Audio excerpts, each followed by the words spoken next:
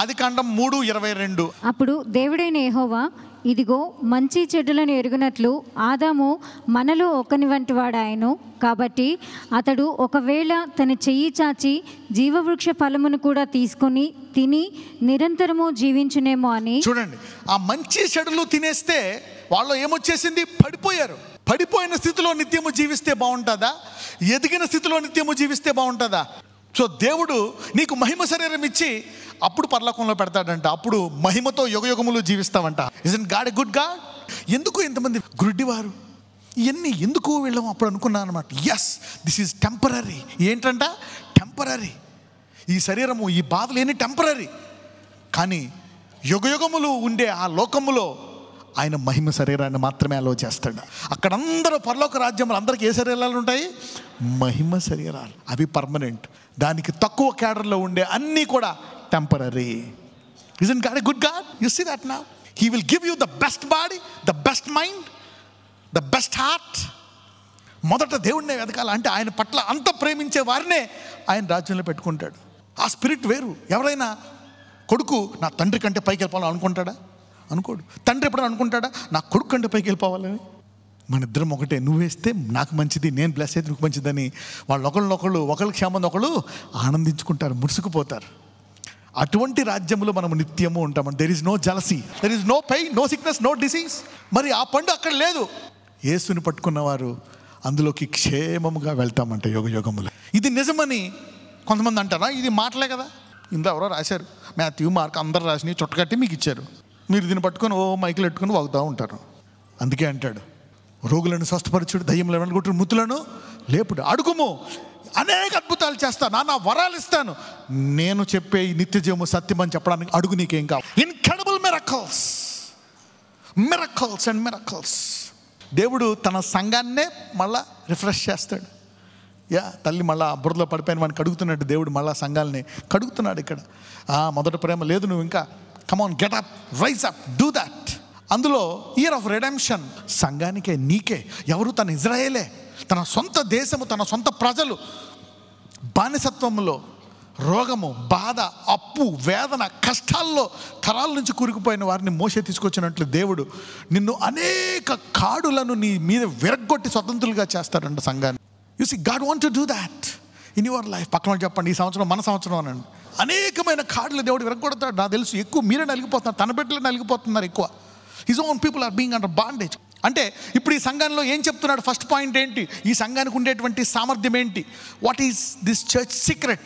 ఈ సంఘానికి ఉండేటువంటి సామర్థ్యం ఏంటంటే ఎన్ని కష్టాలు ఉన్నా ఇంకా దేవుణ్ణి పట్టుకునే ఉంది. ఇంకొకటి ఏంటంటే వీళ్ళు ఎవరు పునాదులు, ఎవరు కరెక్టు, ఎవరు రాంగు అనేటువంటి తెలివైన సంఘం అంట. వాళ్ళకి తెలుసు అంట ఎవరు అబద్ధ ప్రవక్తలు, ఎవరు అబద్ధ అపోస్తులు అని వాళ్ళకి వాక్యమును బట్టి వాళ్ళకి తెలుసు అంట. They are smart people. ఇంకోటి, నికోలతీయుల జ్ఞానము కూడా ఏంటి? అమ్మో, ఇదంతా ఆర్గనైజ్డ్, ఇదంతా స్ట్రక్చర్డ్, వెల్ ప్లాన్, ఆర్గనైజ్డ్ అని తెలుసు, కానీ మీరు దాన్ని ప్రేమించట్లేదు. ఎందుకంటే అంత్య దినముల్లో దేవుని ఆత్మ అందరినీ అభిషేకిస్తుందంట. మరి కాకపోతే ఒకటి చెప్తున్నాడు ఏంటంటే, మీరు మొదటి ప్రేమలో పడిపోయారు. So these two are the assets. Right, ప్రకటనకు వచ్చాయి. స్మృణలో ఉన్న సంఘపు దూతకు ఇలాగ వ్రాయము, మొదటివాడును కడపటివాడునై ఉండి మృతుడై మరలా బ్రతికినవాడు చెప్పు సంగతులేవనగా, నీ శ్రమను దరిద్రతను నేను ఎరుగుదును, అయినను నీవు ధనవంతుడవే. తాము యూదులమని చెప్పుకొనుచు యూదులు కాక సాతాను సమాజపు వారి వలన నీకు కలుగు దూషణ నేను ఎరుగుదును. చూడు, అందరితో ఒకటే చెప్తున్నాడు. ఈ సంఘంతో కూడా, నీ శ్రమ, నీ దరిద్రత నేను ఎరుగుదును, అయినను నీవు ధనవంతుడివే. ఇప్పుడు నీకు శరీరంలో రోగాలు ఉండొచ్చు, మరణ భయం ఉండొచ్చు, అప్పులు ఉన్నాయి, కష్టాలు ఉన్నాయి, తినడానికి తిండి లేదేమో, కానీ దేవుడు ఏమంటున్నాడో తెలుసా? నేను నీకు తెలిస్తే నువ్వెవరవంట? ధనవంతుడివే. You are rich. నీ శ్రమను దరిద్రతను నేను ఎరుగుదును, అయినను నీవు ధనవంతుడివే. అంటే ఎప్పుడు అలాగ ఉండాలని దేవుడు కోరుకోడు. ఇక్కడ ఈ సంఘం గురించి ఏమని చెప్తాడంటే, ఈ సంఘం పరిస్థితి ఏంటంటే, ఈ స్మిర్నా అనే దేశంలో ఇక్కడ వారిని ఇబ్బంది పెడుతున్నారంట. అందుకని వారు ఎదగలేకుండా వాళ్ళు ఉన్న దాంట్లో విశ్వాసాన్ని గట్టిగా పట్టుకుంటున్నారంట. అయితే దేవుడు చెప్తున్నాడు, నీవు విశ్వాసం ఉంది. కొంతమంది అనుకుంటున్నారు, పద వదిలేద్దాం, మనకు ఆ ఫెసిలిటీస్ వస్తాయి, చదువు ఫెసిలిటీస్, పద మనం వెళ్ళిపోదాం అని వదిలేస్తాం. అయితే దేవుడు చెప్తున్నాడు, వాళ్ళు ధనము కోసం వదిలేస్తున్నారేమో, మీరు ఉన్న దాంట్లో కడుగో గెంజో తాగిందని పట్టుకుంటున్నారు కదా, అసలైన ధనవంతులు మీరు అంటున్నాడు. In the persecution is talking to them. అంటే దేవుడు అన్నీ చూస్తున్నాడు. చూసారా, మనం అనుకుంటాం అప్పుడప్పుడు దేవుడు చూడలేదేమో అని. He's observing everything. పక్కన వాళ్ళు చెప్పండి, ఇన్ని గమనిస్తున్నాడా మన దేవుడు అనండి. ప్రకటనలోనే మొదటిది ఎఫెసు సంఘానికి అంటాడు కదా, నీ క్రియలను, నీ కష్టమును, నీ సహనమును నేను ఎరుగుదును. I know you. రెండో సంఘానికి ఐ నో యూ. దేవుడే ఉంటే దేవుడే ఉంటే దేవుడే ఉంటే అంటే నువ్వు ఈ భూమి మీద ఉండే, అందరూ కూడా ఈ భూమి మీద ఉండేదని చూస్తున్నా. ఎలాంటి బట్టలు కట్టుకున్నావు, ఏ కారులో ఉన్నావు, ఏ ఇల్లు, ఏ ఉద్యోగం, చదువుకున్నావు, ఏంటి నీ స్టేటస్, ఏ బ్రాండ్, నీ షర్టు ప్యాంటు, ఇవే చూస్తారు జనాలు, ఈ లోక సంబంధమైనవి. కానీ దేవుడు నువ్వు ఎక్కడి నుంచి పడిపోయావు, ఆయన ప్రణాళిక ఎందుకు చేశాడు, యుగయుగములు ఆయనతో ఉండడానికి చేశాడు, దాని ప్రకారం నువ్వు ధనవంతుడువా దరిద్రుడువా అని చూస్తాడు. నీకేమీ లేకపోయినా యేసున్నాడా, నీ అంత ధనవంతుడు ఇంకొకరు లేడు అని ఆయన దృక్పథంతో చూస్తున్నాడు. ఈరోజు ఎవరైతే ఎన్ని వచ్చినా ఆయన పట్టుకునే ఉన్నారో, పక్కన వాళ్ళు చెప్పండి, నీ అంత ధనవంతుడు లేడు అని చెప్పండి. You are rich. God's eyes are different, but God is seeing. ఈ సంఘాన్ని చూసి ఏమంటున్నాడు, మీరే అసలైన ఐశ్వర్యవంతులు, పరీక్షిస్తున్నారని. చదవమ్మా, ప్రకటన 2:10. ఇదిగో మీరు శోధింపబడినట్లు అపవాది మీలో కొందరిని చెరలో వేయింపబోచున్నాడు. 10 దినములు శ్రమ కలుగును, మరణము వరకు నమ్మకంగా ఉండము, నేను నీకు జీవకిరీటం ఇచ్చేది. అందరికీ ఇటువంటి సంఘటనలు రాకపోవచ్చు. మీలో కొందరు చెరలో వేయింపబోచున్నాడు. నీ కష్టాలకి దేవుడు ఏం పెట్టాడంట, ఎక్స్పైరీ డేట్. నీ ప్రతి బాధకి ఎక్స్పైరీ డేట్ ఉంది. ఎక్స్పైరీ డేట్ అంటే ఏంటి తెలుసా? నువ్వు బ్రెడ్ తెచ్చుకున్నావు అనుకో, 4 రోజులు ఇస్తాడు గ్యారంటీ. ఏదన్నా తెచ్చుకున్నావు అనుకో మార్కెట్లో, వారం, 10 రోజులు, కొన్ని సంవత్సరం ఉంటాయి, కొన్ని 2 సంవత్సరాలు, ఈలోపు వాడేయాలి. అవునా కదా? They are like things like that. So God is telling, నీకు సమస్య రాకముందే చెప్తున్నాడు, నీకు సమస్యలు వస్తాయి, 10 దినాలు ఉంటాయి, మరణం వరకు నమ్మకంగా ఉండు, నేను నీకు ఏమిస్తాడంట, జీవ కిరీటం. అంటే చూడండి, నీవు దేవుని విషయమై దేన్ని సహిస్తావో దానికి 1,00,000 రెట్లు బహుమానం ఇస్తున్నాడు. ఆ కాలం అయిపోయిన తర్వాత నీ పిల్లల్ని ఆశీర్వదించేస్తాడు, నువ్వు విశ్వాసాన్ని పట్టుకుంటే. చెరసాల్లో పట్టుకున్నావా, చెరసాల్లో పట్టుకున్నావా, జీవ కిరీటం అంట. Look at that.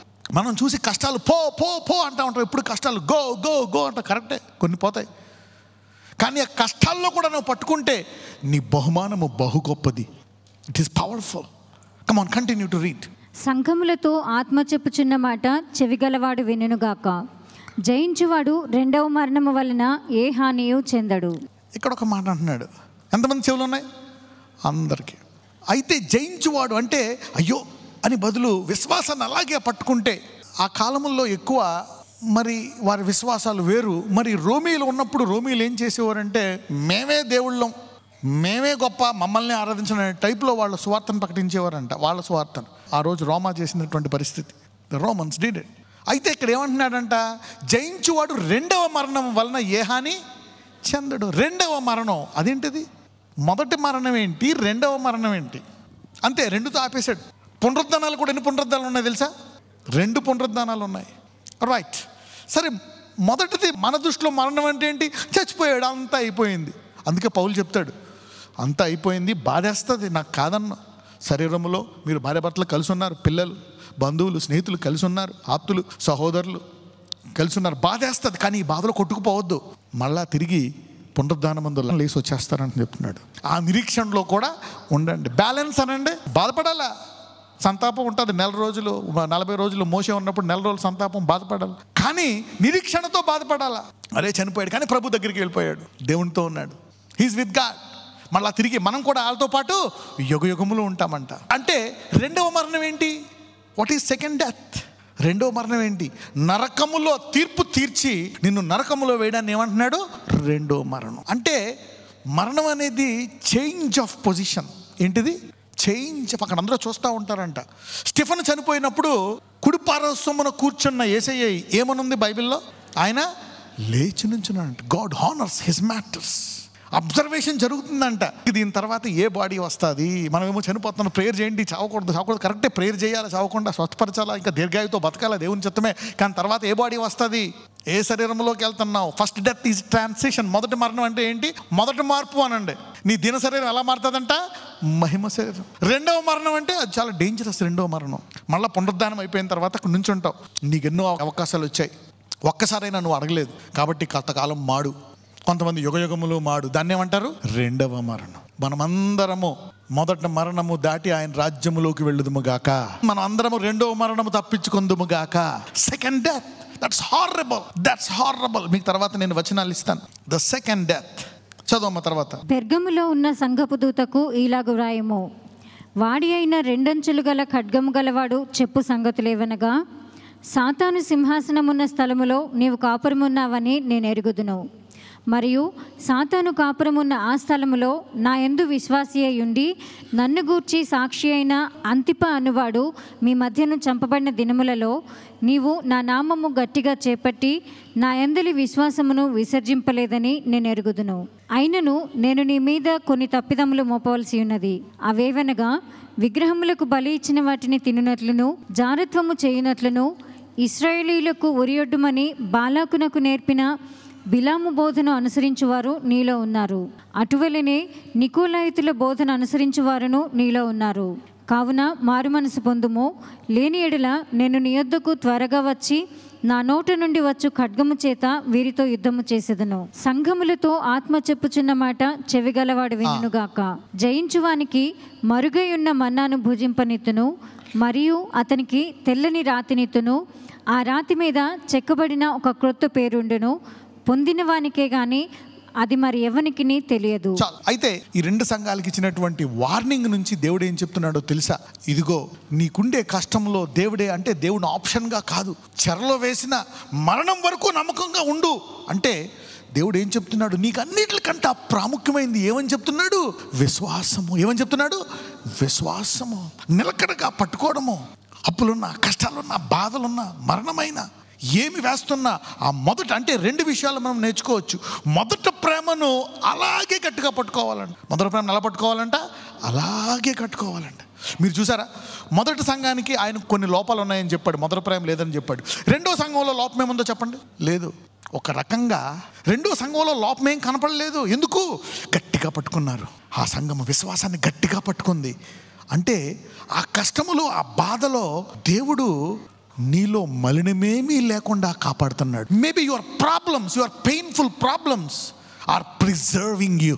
ఎంతమందికి అర్థమైంది? నీకు చాలా సంఘాల్లో ఆయన పొరపాట్లు చూపించాడు, మంచి చెడు. ఇందులో హి డిడ్ంట్ టెల్ ఎనీథింగ్. సంఘములతో ఆత్మ చెప్పుచున్న మాట చెవిగలవాడు వినుగాక. జయించువాడు రెండవ మరణం వలన ఏ హానియు చెందడు. ఏమైనా లోపం చూసాడా? నో. అంటే ఒక రకంగా మనం ఇతరుల కష్టాలు చూసి ఏంటి కష్టాలు అనుకుంటాం. You don't know. ఆ కష్టాలు నిన్ను రెండవ మరణం నుంచి తప్పిస్తున్నాయి. So God is seeing even more dangers. Your dangers are preserving even more dangers.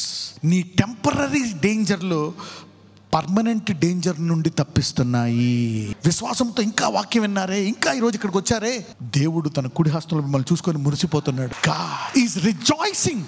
మరి స్మిర్నా సంఘంలో అంత భయంకరంగా ఉన్నా మరి వాళ్ళకి ఏమిస్తున్నాడంట? జీవ కిరీటం. ఒక రకంగా చూస్తే ఆ సంఘ విశ్వాసులు ఎంత బలమైన వాళ్ళు అయ్యి ఉంటారో చూడండి. అంత కటిక దరిద్రములో కూడా వారు ఏసైనా పట్టుకున్నారంటే స్మిర్నా సంఘానికి పరలోకములో ఎంత గొప్ప బహుమానం ఉండి ఉంటుందో. అలాగని మనం ప్రార్థించకుండా ఉంటామా? నీ చిత్తం పరలోకమందు నెరవేర్చున్నట్లు భూమి యందు నెరవేరును గాక. మరి దేవుని చిత్తం ఏంటి? కృపగల సింహాసనం. మీకు గుర్తుందా? రెండు ఉంటాయి, మెర్సీ అండ్ ట్రూత్. కృప, సత్యము రెండు ఉండాలంట. ఓన్లీ సత్యమే అనకూడదు, సత్యంతో పాటు ఏమవ్వాలంట? కృప. అటువంటి సింహాసనాన్ని దేవుడు స్థిరపరుస్తాడు. మనం ప్రార్థించాలి. అలాగని మంచిది వస్తేనే కాదు, స్మిర్నా లాంటి భయంకరమైనది వచ్చినా మన విశ్వాసాన్ని గట్టిగా పట్టుకోవాలి. గట్టిగా పట్టుకున్నారు, ముందుకెళ్ళిపోతున్నారు ఆ సంఘం. వాళ్ళకి మరి స్మిర్నా సంఘం లాగా దేవుడు డైరెక్ట్గా మాట్లాడుతున్నాడేమో పరిశుద్ధాత్మ ద్వారా అందరితో. You don't no. వస్తే మంచిది, రాకపోయినా కూడా they will do their job. అనేక చోట్ల భయంకరమైన శ్రమలు ఉన్నాయి, కానీ దేవుడు అందుకే ముందే చెప్పేశాడు, జగత్ పునాది వేయక ముందే చెప్పేశాడు, నా కుమారుడా నిన్ను చంపేస్తారు ఒక టైంలో, నీ మీద ఇలా అలా మాడతా, కానీ గుర్తుపెట్టుకో, నేను ఒక మాట చెప్తున్నాను, నువ్వు ఇది గుర్తుపెట్టుకో, నీ ముందు ప్రతి మోకాలు వంగాల, ప్రతి నోరును దేవుడిని ఒప్పుకోవాల్సింది. ఇది జరగాల్సిందే, అవునా కాదా? ఎలా జరుగుతుంది అనేది. అలాగని మనం దేవుని చిత్తం ప్రార్థించుకొని ఆపేస్తామా? We will pray. ప్రార్థించగా దేవుడు ఎంత గొప్ప కార్యాలు చేయగలడు. Yes, he can do great things. ఇర్మియాతో అంటాడు, నీవు రాజ్యములను పెళ్లిగించుటకును మరి స్థాపించుటకును ఉండడానికి చేయడానికి సాధ్యమా కాదా? హేరోదు ఒక అపోస్తుల్ని చంపేస్తాడు, ఇంకొక అపోస్తుల్ని లోపలేస్తాడు. ఎవరు? పేతురుని లోపలేస్తాడు. అప్పుడు సంఘం ప్రార్థించినప్పుడు ఏమవుతుంది? పేతురు బయటకు వచ్చేస్తాడు. అక్కడ కూర్చున్న హేరోదు పురుగులు బట్టి ఏమవుతారు? You see that now. ఒకరోజు హేరోదు ఎక్కుతాడు, ఎక్కి నేనే గ్రేట్ అనుకుంటే ఏమవుతాడు? దోతొచ్చి తాగుతుంది. He will die. So we don't pray that he dies. భూలోకంలో అందరూ మారు మనసు పొందాలనేటువంటిది దేవుని చిత్తం. రాకపోయినా నో ప్రాబ్లం, దేవుడు వాళ్ళకి మనకంట బహుమానం వస్తుంది. ఒక రకంగా ప్రార్థించకపోవడమే మంచిది, ఎందుకంటే వారి కష్టాల్లో పట్టుకుంటే వారికి మనకంట గొప్ప బహుమానం వస్తుంది. స్మిర్నా సంఘంకి ఎక్కువ బహుమానం వస్తుందా? ఎఫ్ఎస్సికి వస్తుందా? స్మిర్నాకే వస్తుంది. సో ఆయన కృపగలవాడు. ఎవరు ఉండాలి ఆయనతోటి? యుగయుగములు కృపగల వాళ్ళు ఉండాలి. కనికరం గలవాడు ఆయన. అందరూ చెప్పండి, ఆయన కనికరం గలవాడు.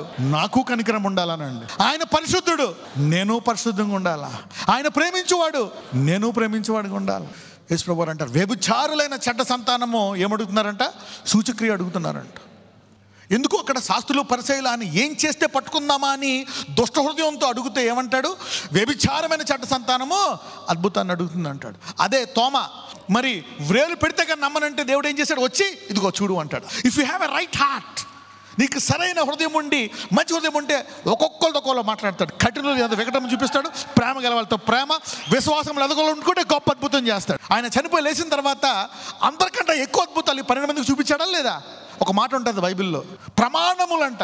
అంటే నీకు మళ్ళా డౌట్ రానంత విశ్వాసం అంట. You will not doubt again. మరి యేసు ప్రభువు వారు కూడా ఒక వ్యక్తికి చేసి ఇది ఎవరికి చెప్పొద్దు అన్నారు. కరెక్టే ఒక చోట. మరి అదే యేసు ప్రభువు వారు మీరు వెళ్ళి ఆ దయ్యం పట్టిన అతన్ని చెప్పి ఏమంటాడు? నేను నిన్ను వెంబడిస్తానంటే ఒక మాట అంటాడు. అక్కడ తీయండి ఒకసారి ఆ మాట. నువ్వు నాతో రాక, నీవు వెళ్ళి దేవుడు ఎంత గొప్ప కార్యాలు చేశాడో వెళ్ళి చెప్పు అని చెప్పి ఆ వ్యక్తికి చెప్తాడు. అనేక అద్భుతాలు ఆయన అందరి ముందు చేశాడు. ఒకళ్ళ శాస్త్రులు పరిచయాలు అందరూ ఉంటుండగా ఈ వచ్చ చేయగలవాడిని స్వస్థపరుస్తాడు. స్వస్థపరుస్తాడు. ఏం చేశాడు? ఆయన చేపట్టుకొని అందరి ముందు ఏం చేశాడు? స్వస్థపరిచాడు. అప్పుడు ఏం చేసుకున్నారా వాళ్ళు? ఈయన్ని చంపేద్దామని చూశారు. లాజరస్ని సెక్రెట్గా చేశాడు. అందరి ముందు చేశాడా? అందరి ముందు చేశాడు. అయితే ఎప్పుడైతే అనేకులు ఈయన దేవుడా కాదా, ఈయన విశ్వాసియా కాదా, ఈయన ప్రవక్త కాదా, ఈయన దేవుడు కుమారుడా కాదా అని నిజంగా హృదయంతో పరీక్షించి తెలుసుకుందామని అనుకున్న వాళ్ళకి ఆయన చూసి అనేకులకు చెప్పమన్నాడు. ఎప్పుడైతే ఈయన ఏం చేసినా దాన్ని తప్పు పట్టుకొని చంపేద్దాం అనుకున్న వాళ్ళకి ఏమన్నాడు? వాళ్ళకి చూపించాడా? చూపించలేదు. He never did any miracle for them. మైండ్లో అనుకోండి. ఎందుకంటే as a man thinketh so is he. మనము ఏం ఆలోచిస్తున్నామో అది దేవుడు ఏం చేస్తాడు? నువ్వు అడుగు వాటికంటే, ఊహించు వాటికంటే, నువ్వు ఏం ఊహించుకుంటే అవి చేస్తావంట. Okay, just imagine. ప్రార్థించుకుందాం. నజరేయుడైన యేసయ్య, ఏదైతే వారు తలంచి ధ్యానించారో అది మాకు అసాధ్యమయ్యా, కానీ ఈరోజు మేము ఏదైతే తలంచుకున్నామో అది నీకు అప్పగిస్తున్నాము. పరిశుద్ధాత్ముడా, ఇప్పుడు మేము అనుకున్న తలంపులు ఆఖరి ఆదివారం వరకు, డిసెంబర్లో ఆఖరి ఆదివారం వరకు మేము అనుకున్నవి మా జీవితంలో జరిగించడానికి మా సామర్థ్యము చాలదు. మేము బలహీనులము నాయన. నీవు సామర్థ్యము దయచేయండి. నీవు ఆ బలాన్ని దయచేసి నీవు నీ కృపని దయచేయమని ప్రార్థిస్తున్నాం. Lord Jesus, give me your strength. మా తలంపులను నీకు అప్పగిస్తున్నాము నాయన. మా చేత కాదు, మా వల్ల కాదు ఇది. అందుకనే ఇది మీకు అప్పగిస్తున్నాం. దీన్ని స్థిరపరచు. ఇదిగో నీ కార్యములు, నీ తలంపులను యెహోవాకు అప్పగించుము, అప్పుడు ఆయన వాటిని స్థిరపరచును. ఇదిగో ఈ మాకు వచ్చినటువంటి తలంపులను మేము నీ సన్నిధిలో, ఇంట్లోనో నీ వాక్యం వింటూ మేము కలిసి ప్రార్థించుండగా అనుకున్నటువంటి నిర్ణయాలు నాలో, నా భార్య, పిల్లల్లో, నా బంధువుల్లో, నా కంపెనీలో, నా ఉద్యోగంలో, అన్ని రంగాల్లో స్థిరపరిచి తుదకు గొప్పగా ఆశీర్వదించి నన్ను వెలుగ్గా చేయమని నజరేయుడైన యేసునామమున ప్రార్థిస్తున్నాము తండ్రి. ఆమెన్.